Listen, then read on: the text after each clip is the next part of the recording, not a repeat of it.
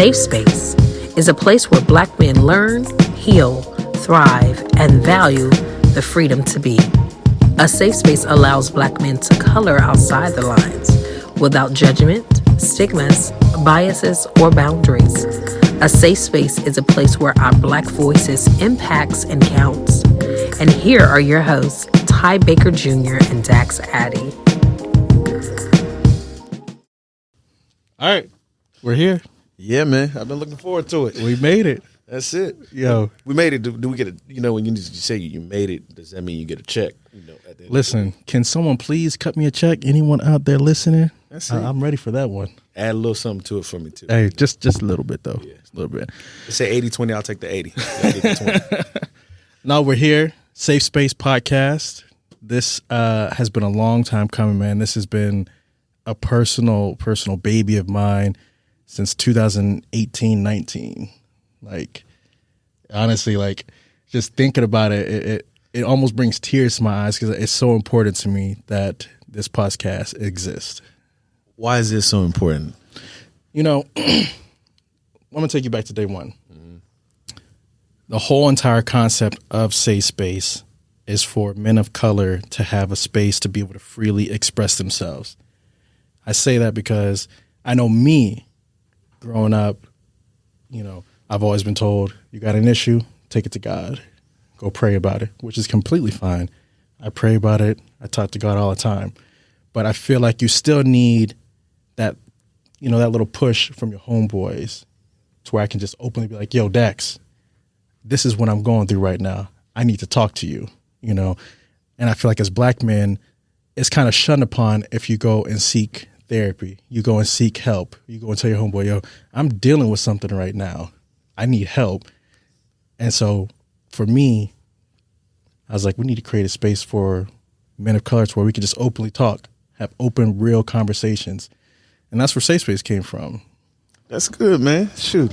I thought originally when you told me about the idea, we're going to sit down and talk about women and issues, you know what I'm saying, how I'm still broke and, you know, I need to make some money, you know, and stuff like that. I thought you were going to help me with some personal stuff, you know. We're going to get there. We're going to get there. That for sure is going to happen as well. But I definitely understand what you're saying in terms of just a space for people to talk, man. There's a lot of trauma going on. Yeah. A lot of us nowadays. And we don't take the time to exercise the moments to actually talk and speak on it. You don't have that space.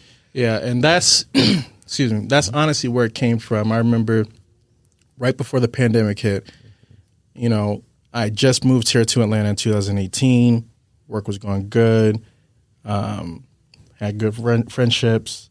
Everything was smooth, but something just wasn't connecting. Something just wasn't hitting right. And I'm like, I feel empty inside, you know? Mm-hmm. And I remember the girl I was talking to at the time, she was like, you should go to therapy. And instantly I was like, therapy. Listen, we don't do that. We don't do that here. And I immediately went to my parents. Not saying my parents wouldn't support me in it, but I just immediately went to them being like, why do you need therapy? That's the thing. I got to ask you this question.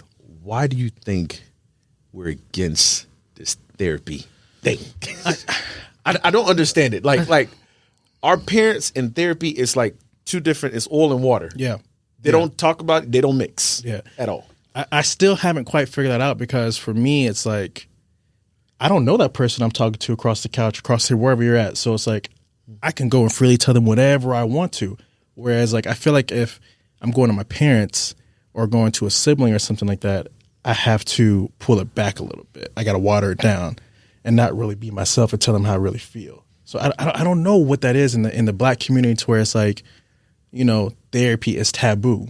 It's shunned against, you know, I feel like now this generation is getting better at saying, hey, we need therapy, you know, whether if that's once a week, twice a week, whatever. I feel like it's good to have that outsourced to say, hey, I'm going through something right now. Let me go seek some help. So that's what I did. And honestly, it saved my life. Oh, wow. Wow.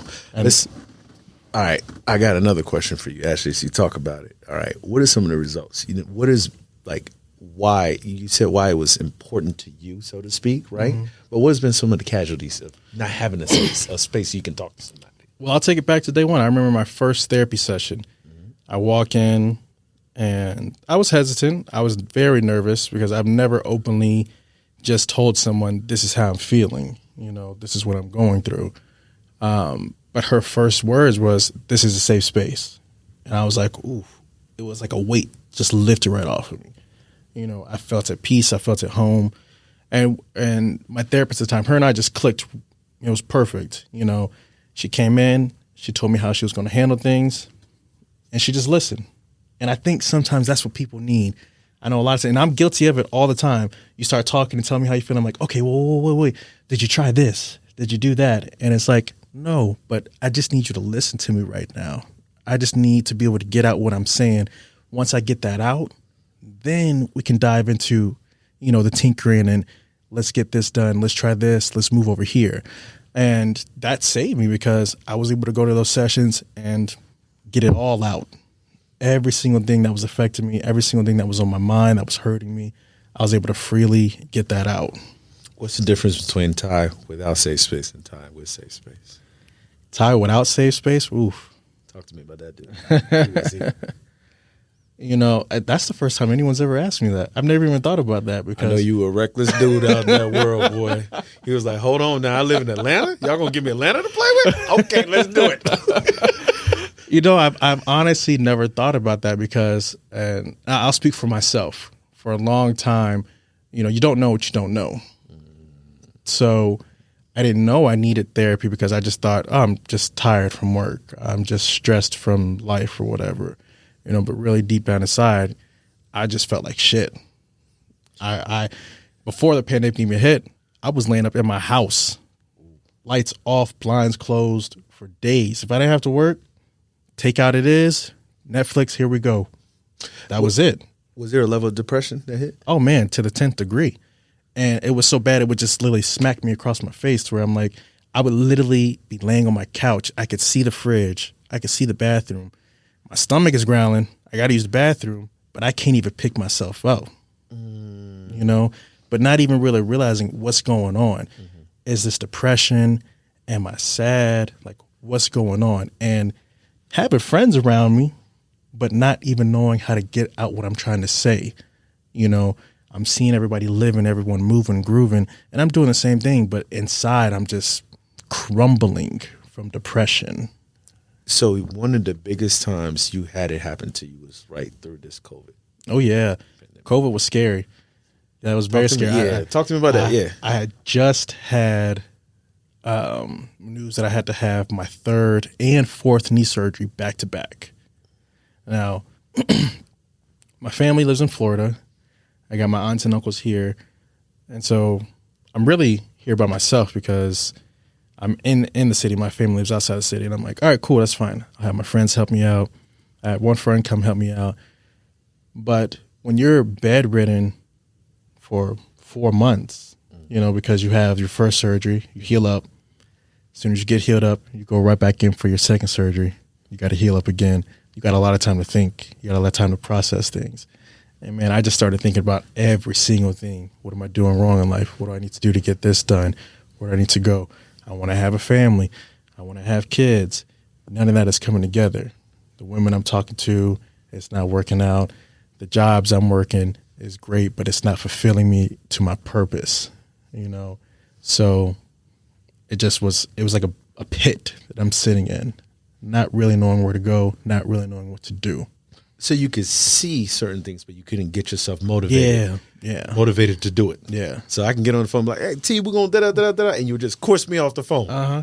Oh, that ain't right. I was notorious. I was the king of, hey, yo, we going out tonight. All right, I'll be there soon. Hour later. Yo, you still coming? Yeah.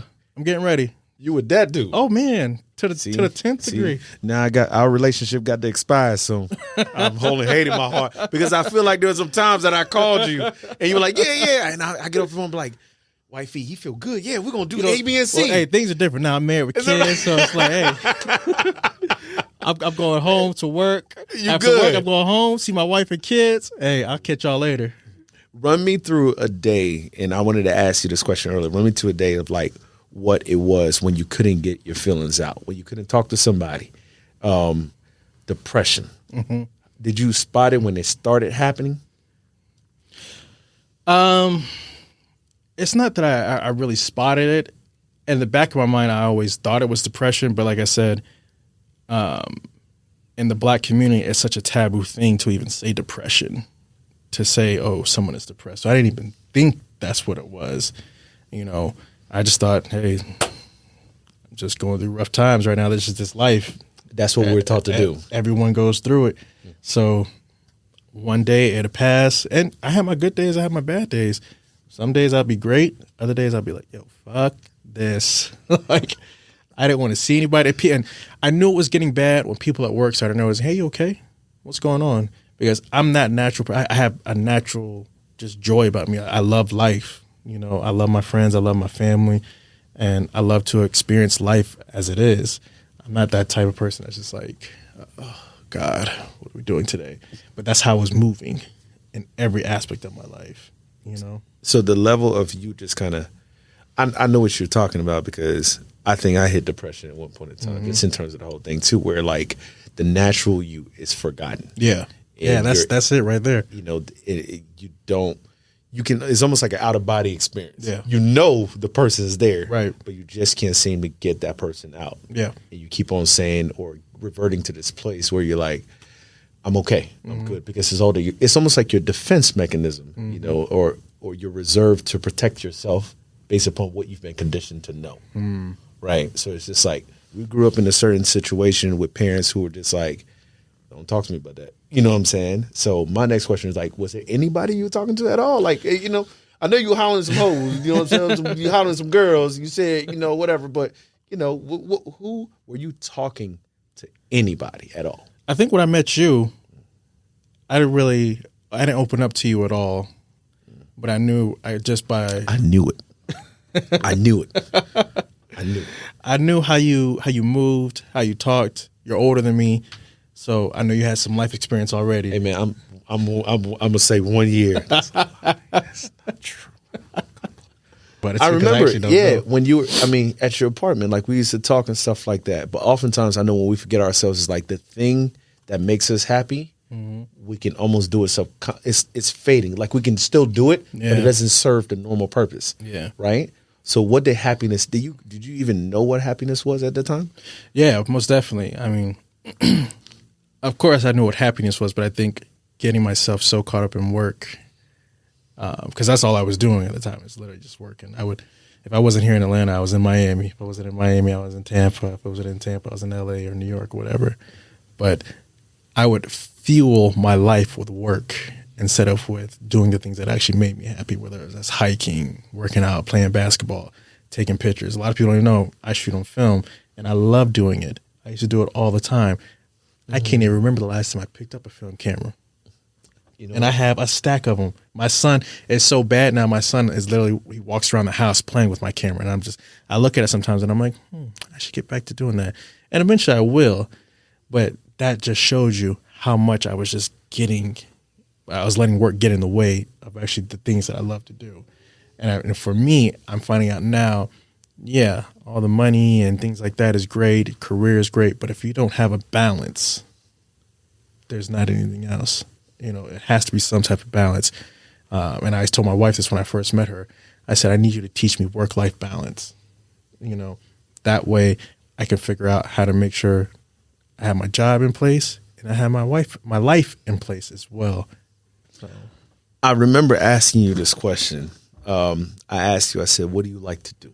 And he was like, yo, man, I like to work and make money. I was like, is you a drug dealer? Like, what do you like to do? He was like, I like to be a husband. I'm like, so, okay, let me rephrase it. What did the kid in you like to do? Yeah.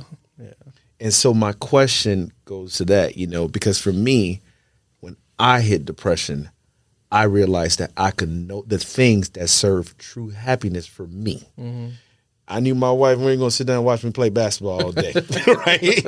Right? The things that made the kid in me happy no longer made me happy. Right. And that's how I realized I was in it, because work, so you start like, I know the feeling that you're talking about when you start like overdoing things to unsafe amount of hours. Work, over amount of hours. Family, whatever you're doing for somebody else becomes excessive. And that's a quick way to lose yourself. Yeah. So, and you hear people say this all the time, don't lose yourself, right? That's one thing. The other one is that when you're against something, depression hit for us when we can't meet our necessary needs to take care of ourselves. Right. And that hit me. That's when that hit me, when I couldn't take care of myself. And I was like, man, let me get away, do this and that. And people tell you so easily, go make yourself happy. You can't. Yeah.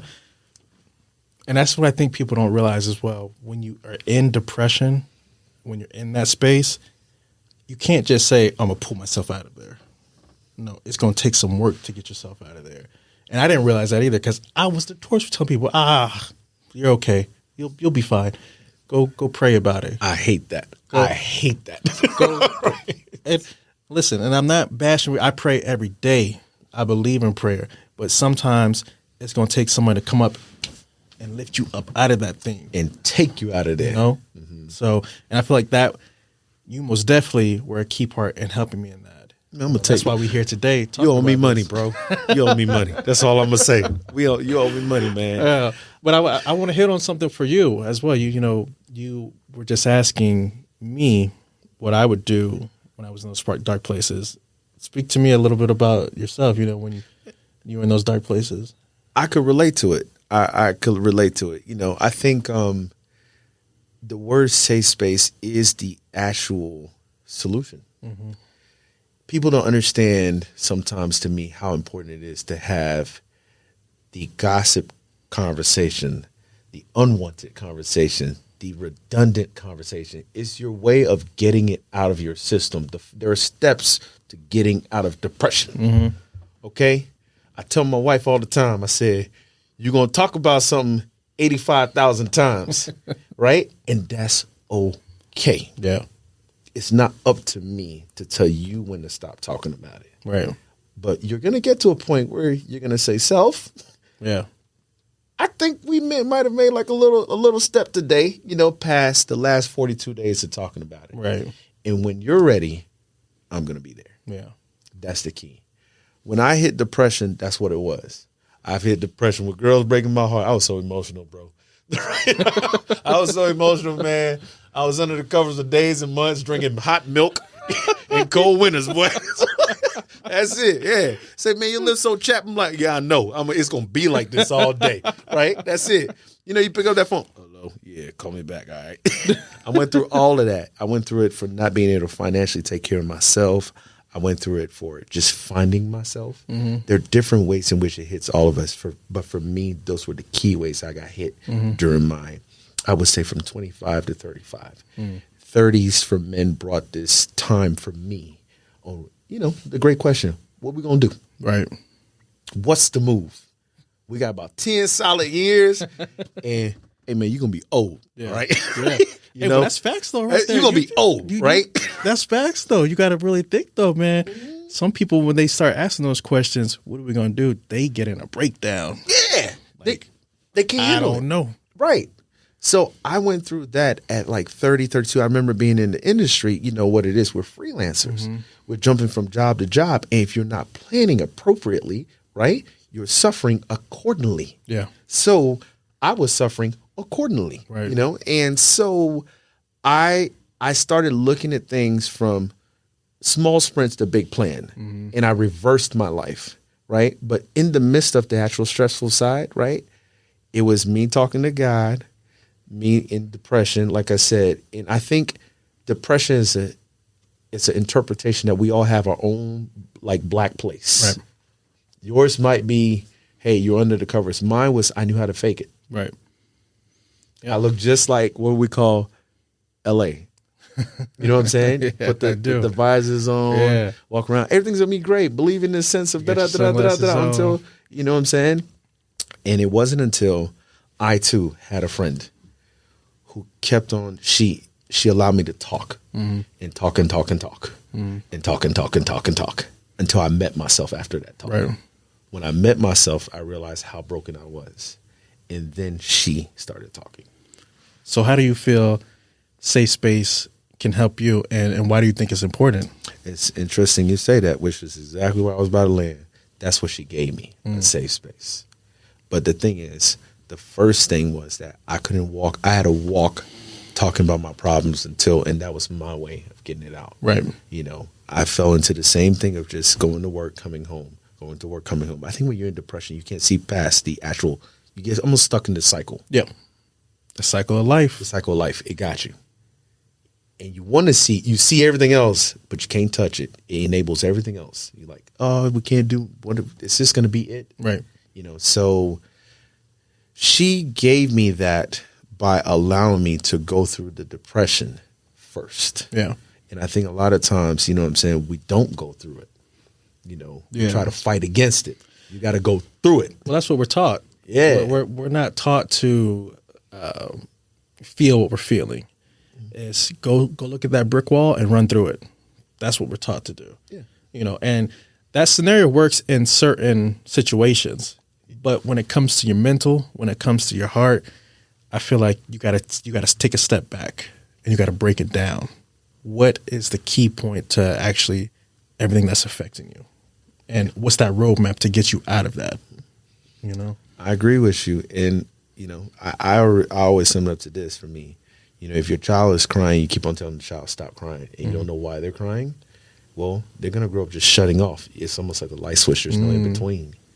So if you never talk to the girl or to the child, right, there will be no point of transition and of understanding. and that's deep. I'll take that because I got kids. So Yeah, your kids, you're violent, bro. They're throwing cookies I in am church. But they love them. Those are my little boys. So that's the thing. I think, you know, counsel, I think, which is the key for me, what safe space is. It's like, honestly, we all have the ability to righteously self-counsel ourselves to a place where we can hear. But the key is to listen first. yeah, You know, talk until you get a lot of the emotions out. It got to be at least 80-20. yeah, And then you're going to start making space for hearing. And then there comes this place where you have to sit with what you've put out. yeah, You know what I'm saying? And that's what the second part of my depression looked like me walking on the track by myself, working out by myself. Now really seeing, okay, this is where I went wrong. This is where she went wrong. This is where my job went wrong. Like I really had to come to terms with this stuff now. Now I'm looking at it as opposed to just logistically breaking it down and pointing fingers. right, So those were two spaces for me. So as I kind of walked, and my way of interpreting like the whole thing was that I love working out. I used the kid in me to kind of free my mind, to like get me back at one, to look at this stuff from a healthy place. Yeah. And it takes time. Yeah. It took me a lot of time. And I still use this method to the day. When I have a problem, I'm like, man, let me go work out in the morning. Because if I can get this body to beat at my heart rate to beat at a certain place, I'm best for you. yeah, So I had to become best to fight my depression. But I needed the outside counsel to kind of get me through the first phase of the emotions. yeah. Now backtrack. I love what you just said. The kid in me. I know what you mean by that. And it took me a while to get to that place. Talk a little bit about that because I think some people don't really understand that concept. The kid in you is the first introduction to life. It's the first happy face, first love face you give your mother and or your father or whomever brought you into this world. If it was a dog, you smile at the dog. If it was an elephant, you smile at the elephant. And you learn for months to smile at the elephant, and then the elephant gives you something. But long story short, the kid in you is the first point of satisfaction, and it's always the last point of joy when you're passing in this world. So you can never forget that person because no matter how deep you go, it's the first point of love and true, like thorough, just completely no fakeness. Yeah. Happiness. Yeah. The kid in me love basketball. The kid in me loves to play. The kid in me loves to laugh. When I lose that, I can only give you a percentage of me. Right.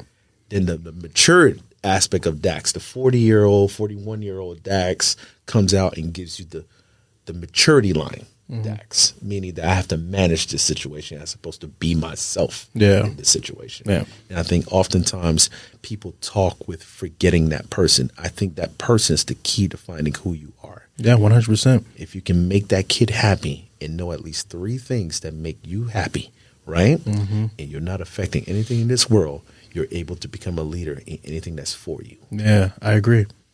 Now, the kid in you may love basketball, but make sure the adult in you, those knees can handle it, though. That's right. Because I really got beat the other night, and the kid in me had a conversation with the grown man and be like, "What happened?"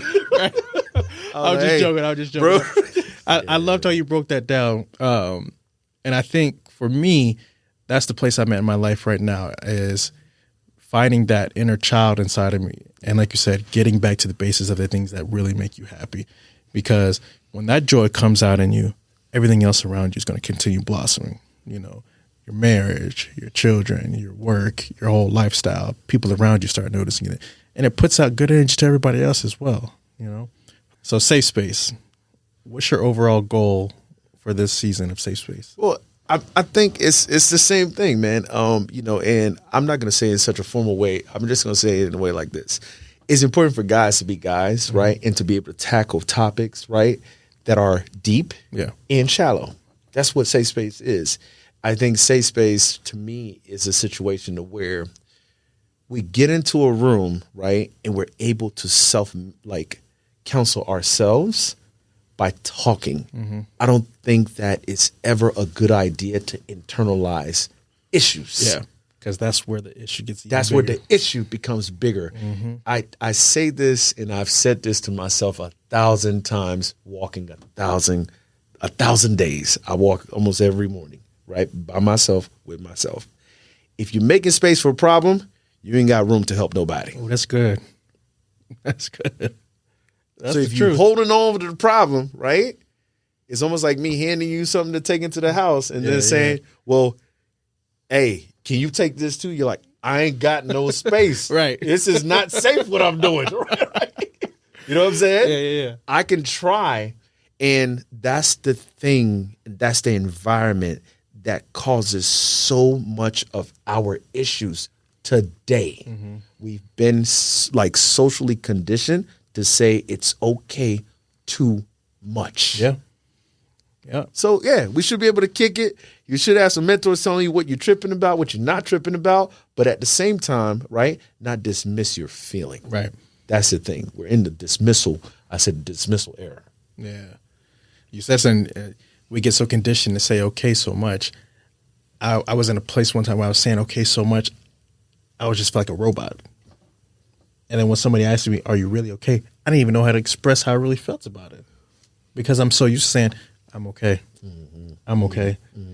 Really knowing I'm not. Screaming, saying, help me. But that's important. And that's why I said, if I could give anybody this formula, I'd be like, look, it's three ways of fixing a problem in Safe Space, right? One, go crazy. Get the emotion out. Go crazy. Yeah. Go crazy. Whatever way you be like, hey, I'm going to kick, push, cuss, gotta forgive you. Yeah. Go crazy. That's the first thing. That's the first thing my therapist said. She said, if you're gonna kick, scream, cry, do it. Do it. Get it out. This is your time. Yeah. I can't tell you how long you're gonna do that. That's the second part. Go crazy, right? But at some point in time, you're gonna hit a point of recognition of yourself. You're going crazy. Yeah. Right? And then we're gonna get to the listening. Right. Logic is not in those first two ones. Ain't nothing logical. Yeah. So in that time, I can say to you, women, we do this generalizing thing. Say women are emotional. No, we're emotional too. Oh yeah. Very, very. Very. Listen. Worse. You took the words right out of my mouth. I know. My wife tells me all the time, you're so emotional all the time. I said, I know it, but I got something I got to say. Right. But I feel that, the overall goal for me on this is, to create a real life space for men to have real life conversations. I know a lot of times for me, I feel like if I have something to say, I just get shut up, or pushed back. But that's what this has got to be for us, because as black men, we're told, put it to the back. No, some of these men out here are on the verge of dying, are on the verge of just giving it up. And that's when I want to create a space for them to come in and just, if you got to scream, scream, my brother. If you got to cry, cry, let it out. I'm not here to judge you. I'm not here to put anything against you. We're here to learn and grow together, because there's some things you're going to teach me. There's some things I'm going to teach you, and that's what this is about. We want to learn and grow together. I definitely definitely agree with you, man. I think we're a result of choked up emotions, right? You know, for those who we're taking care of or around us, right? Oftentimes they get bullets that don't even belong to them. Yeah. You know what I'm saying? Say that again. Right. Ain't got nothing to do with you. It got something to do with that light bill. Right? That's 3 days I've been thinking about how to pay this choice. I've been trying to figure it out in my head. So, you know, this is that time, man. I think honestly, safe space, you know, for us, you know, it's a guy kicking situation, and it's a place to where you can say those things from the dumb to the serious. Yeah. And the result of a place like this is a healthy mindset, or a stride. I think a stride to achieve a place in your mindset that you can actually tackle issues without overcharging them with emotions of the past. That's where casualties happen. Yeah. This is where police brutality happened to me. This is where so many things that we're facing in society, right? We're a result of our past and what's trending. So if something's trending bad right now and you're about it, right, and it's popular and not right, you're adding to your trauma. Yeah. So that's the thing, you know, and we just got to be open to talk, and we got to be open to this one thing, and I probably won't even say much again after this. You got to be open to trying something new if you've tried it your way your whole life. Yeah. And that's what we're going to offer them. Is it? You know, this right here, this is life-changing for me. It's a blessing. You know, I have my wife, and I love my wife very dearly. I love my wife very dearly. Me too. I love my wife. I love my wife. That's it. Let me just put that disclosure in there before, you know, go and be like, what you not? I ain't fixing nothing to eat. But sometimes, and goes for her as well, not speak for her, but there's sometimes where I just need to sit and talk to my homeboy to get it off my chest, because I know you're going to listen, and we're going to come to a solution to figure it out, and we're going to be able to grow together. And then it's going to make me a better father, a better husband, a better son, a better boss, everything overall. And I just want to grow, man. Hey, I'm with you on that. That's it. You know, I've always said anybody can be a father. Not too many people can be a dad. Nah. So that's it. So, you know, hopefully fathers, and that's the issue, I think, fathers don't get a safe space. Dads should be a result of a safe space. Yeah. If you were looking at your old self, right, when you were going through that dark time, right, you know what it is to not have somebody to talk to, right? What kind of a friend would you have been to yourself? Man, that's a deep question. That's a really deep question. Yeah, and I asked it because, like, what kind of friend, like, if you saw a video of yourself during that time, you know what I'm saying? Like, and let's say you casually, that's a good movie. Yeah. Right? And you know what I'm saying? You met yourself. What kind of friend would you have married to the relationship of what you knew about that person versus what they gave you when you met them? I think I would have, what I would have needed. Yeah. I would have needed someone to just listen, because at that time I was in such a headspace where it's like, I don't care what happens right now. This is how I feel, and I need to feel it, you know. But in a weird way, I wanted someone there to just comfort me, if that makes sense, you know, knowing that I had someone there. So I think someone that was just there to listen. Hey, I'm going through this. I don't need you coming in here telling me what to do and how to do it. I just need you to listen, you know. And it's, my wife's going to laugh at this.